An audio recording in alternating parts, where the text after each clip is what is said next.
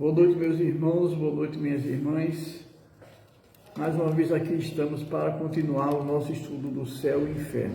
Vamos agora falar sobre os limbos. É verdade que a igreja admite uma posição especial em casos particulares. As crianças falecidas em tenra idade, sem fazer mal algum, não podem ser condenadas ao fogo eterno, mas também não tendo feito bem, não lhes assiste direito à felicidade suprema. Ficam nos limbos. Diz-nos a igreja, nessa situação jamais definida, na qual, se não sofrem, também não gozam da bem-aventurança. Esta sendo tal sorte irrevogavelmente fixada, fica-lhes defesa para sempre. Tal privação importa, assim, um suplício eterno, e tanto mais imerecido, quanto é certo não ter dependido dessas almas que as coisas assim sucedessem. Aí eu faço um comentário. Eu nasci há poucos meses de uma igreja católica, sendo minha mãe uma católica fervorosa, que me obrigava a assistir à missa todos os dias, antes de ir à escola. Desta forma, eu mesmo, às vezes, subia à torre da igreja para bater no sino. Batia no sino em batidas consequentes por longo tempo, anunciando que morreu um anjinho. Seu caixão era azul e não podia ser de outra cor. Continuando o estudo.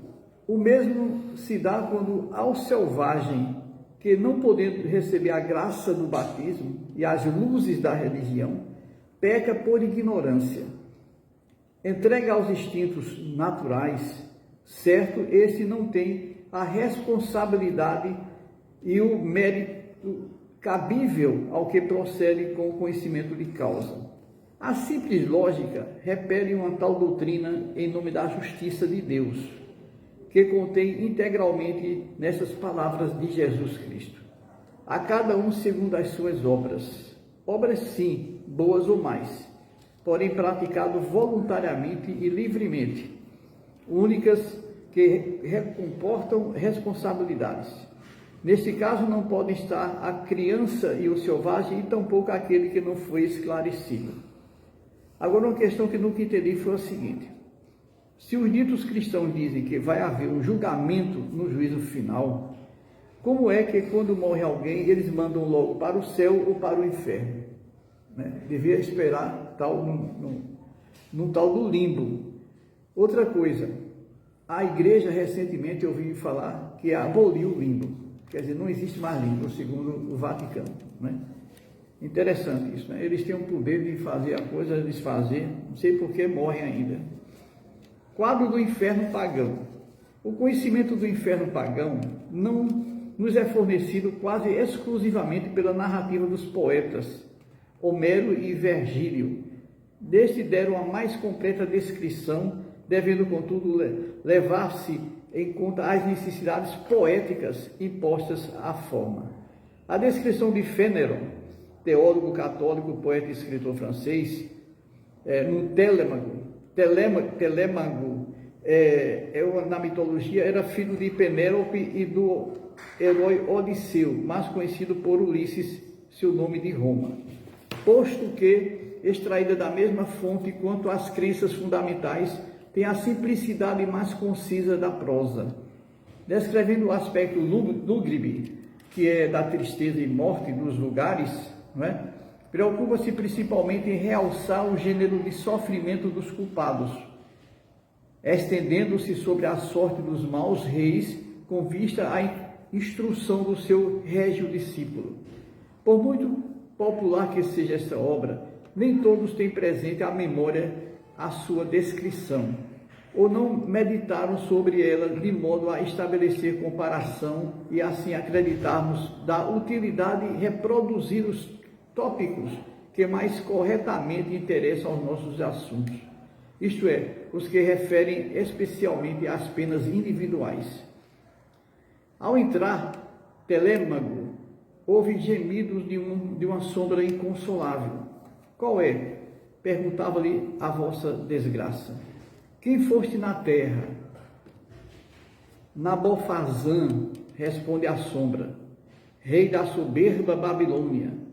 Ao ouvir meu nome, tremiam todos os povos do Oriente.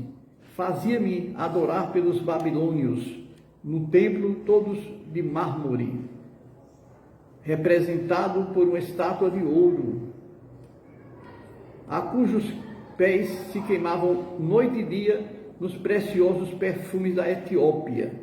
Jamais alguém ousou contradizer-me, sem de pronto ser punido. Inventavam-se dia e noite aos prazeres novos para tornar minha vida mais e mais deliciosa. Moço e robusto, quantos prazeres me restavam ainda por usufruir no trono.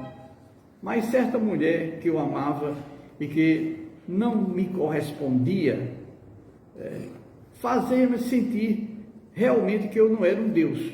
Envenenou-me e nada mais sou. As minhas cinzas foram ontem encerradas com pompa em urna de ouro. Choraram, arrancaram cabelos, pretenderam fingidamente atrair-me às chamas da minha fogueira, a fim de que morressem comigo.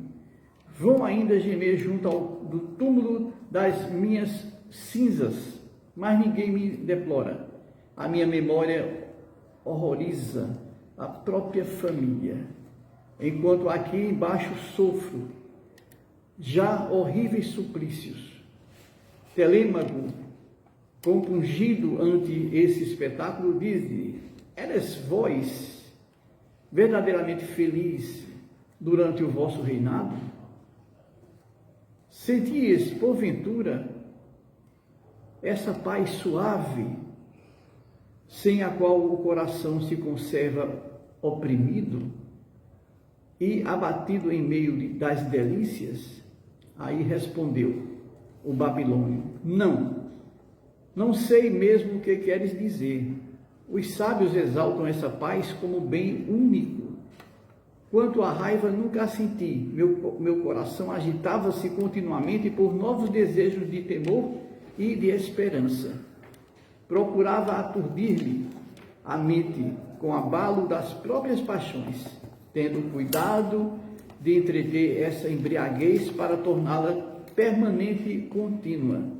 O menor intervalo de razão, de calma, ser-me-ia muito amargo. Eis a paz que flui. Qualquer outra parece-me antes uma fábula, um sonho. São esses os bens que choro. Assim falando, o babilônio chorava qual homem covarde, enervado pelas prosperidades, desabituados de suportar resignadamente uma desgraça. Havia junto dele alguns escravos mortos em homenagem honrosa aos seus funerais. Mercúrio os entregava a Caronte como seu rei, ortogando-lhe o poder absoluto sobre esse rei, a quem tinha servido na terra. Caronte era o barqueiro de Hades, que era Plutão, que carregava as almas dos recém-mortos sobre as águas do rio Estige e Aqueronte, que dividiam o mundo dos vivos e dos mortos. Essas sombras de escravos não temiam a sombra de Nabofarçã, rei da Babilônia, que ressentiam encadeadas, afligindo-lhe os mais cruéis afrontas. Dizia-lhe-se uma: não éramos nós homens iguais a ti? Insensato que eras, julgava-se um Deus a ponto de esqueceres a tua origem comum a todos os homens. Outra, para insultá-lo, dizia: tinhas razão em não querer que por homem houvessem, porque na verdade eras um monstro desumano. Ainda outra: então, onde estão agora os teus aduladores? Nada mais tens a dar, desgraçado, nem mesmo o mal podes fazer mais.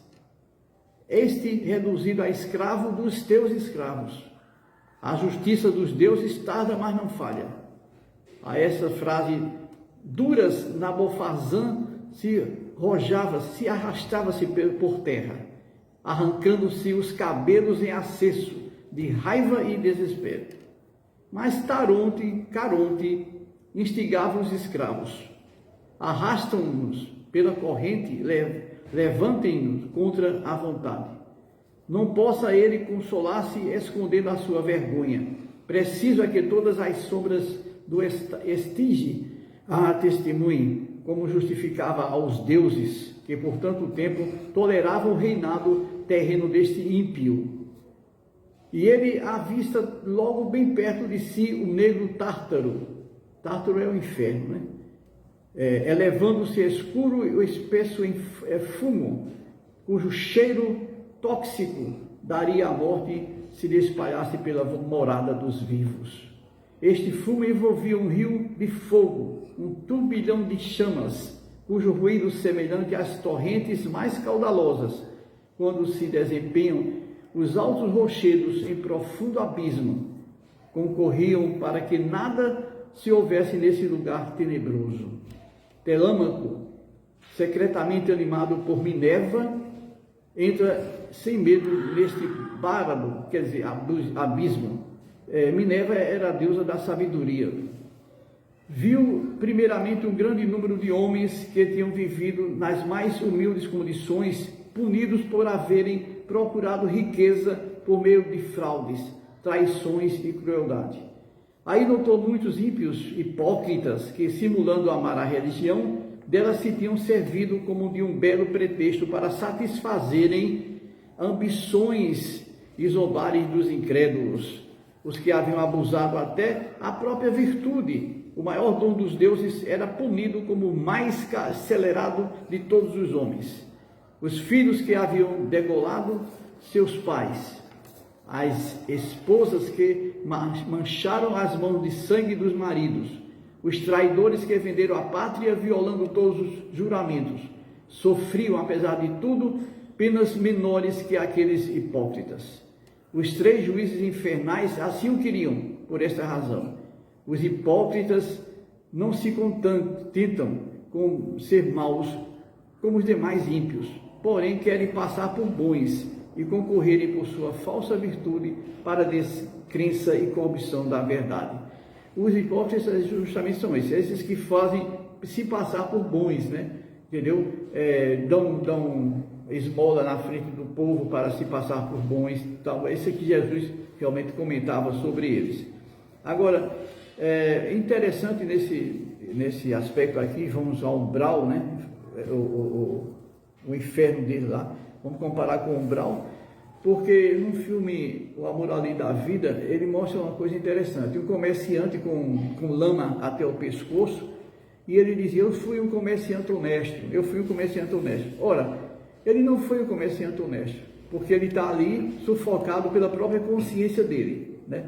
No dia que ele disser, não, realmente eu fui um comerciante desonesto, eu quero me reparar o que eu fiz, aí ele pula daquilo, aquilo tudo desaparece, porque aquilo foi criado pela mente dele, né? O umbral é isso, o umbral é a criação, a pessoa vem e cria através da mente. No filme de André Luiz ele mostra bem isso, né? Quando ele vai voltar à casa dele e ele vê que a esposa estava casada, então ele tem aquele acesso de ciúme, aí ele começa a se sentir no próprio umbral de novo, então ele para aquilo tudinho, aí reflete imediatamente que aquilo ali não pode acontecer, que ele não está mais no corpo físico, né? Aí ele volta ao estado normal, inclusive dá uma água fluidificada para o marido da ex-esposa, que realmente fica bom nos seus males. Muito agradecido, meus irmãos, depois a gente continua o nosso estudo sobre o céu e o inferno. Boa noite.